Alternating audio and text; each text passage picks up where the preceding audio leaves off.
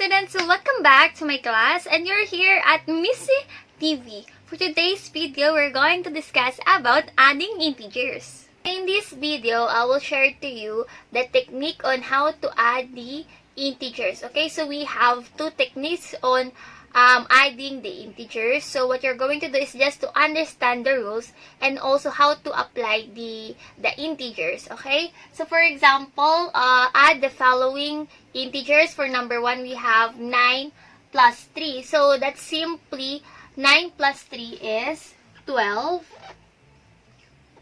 Alright, but if we are using the number line, so it should be like this. Okay, so this is the number line. Let's start with 8, okay, 9, 10, 11, 12, 13, 14.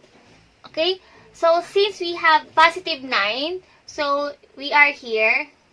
Okay, next, since this is positive 3, so we need to move 3 units to the right. So that is 1, 2, 3. That's why our answer here is 12. Okay? So how about in number 2? We have the negative integer. So we have negative 6 plus 4.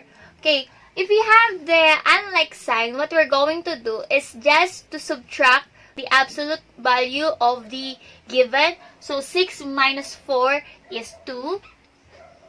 Okay? And then copy the greater value that we have here. So since 6 is greater than 4, so we need to copy the sign of the greater value, which is negative. So that is negative 2. Okay? But if we will use the number line, okay? So for example, we have here the number line. So let's start with negative 6 here, negative 5, negative 4, negative 3, negative 2, and then negative 7, negative 8. Okay, let's start with negative 6. So we are here. Now, since this is 4 or plus 4, we need to move, okay? We need to move 4 units to the right since this is positive. So that is 1, 2, 3, 4. So our answer is negative 2. Okay? So for number 3, we have 10 plus negative 2. Again, what we're going to do is to subtract the absolute value of the number. So we have 10 minus 2. So we have 8. Okay? If they are unlike sign, if one is positive and then the other one is negative.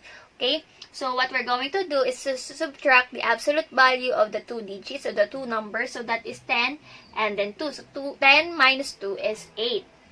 Next, what we're going to do is just to copy the sign of the greater value. So what is the greater value here? So is it 10 or 2? Since 10 is greater than 2, so what is the sign of 10? So that is positive. That's why our 8 is positive. So that is positive 8. Okay? So now when we will use the number line, okay? So let's start with 10, 10, 11, 12. So here we have 9, 8, 7, 6. Okay, so let's start with 10. So we are here.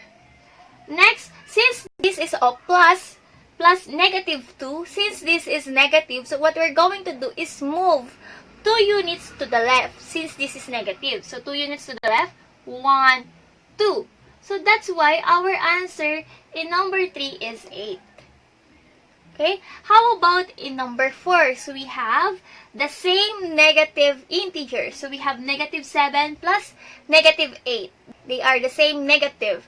So if they have the same integers, what we're going to do is just to copy the sign, okay, of the two integers and then add the absolute value of the two numbers. Okay, so add the absolute value of the two numbers. So that is 7 and 8. So 7 plus 8 is 15. And then if they have the same sign, so what we're going to do is just to copy the sign. So that is negative.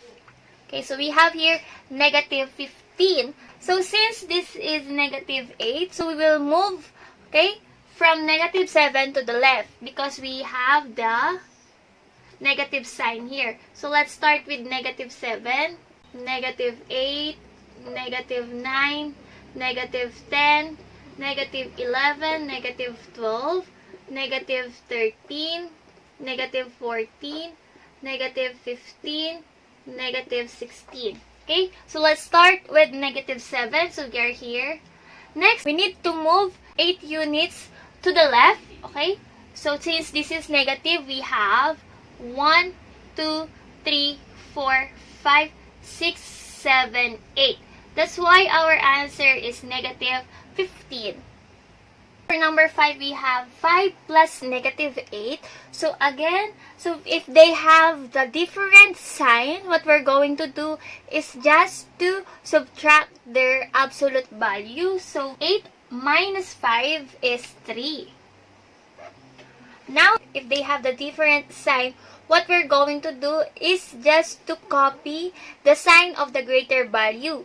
Since 8 is greater than 5, so our sign here is negative. So our answer is negative 3.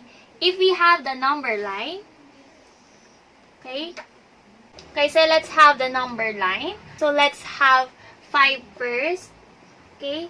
Since we need to move 8 units to the left, okay, so let's have 4, 3, 2, 1, 0, negative 1, negative 2, negative 3, negative 4. So let's start with 5.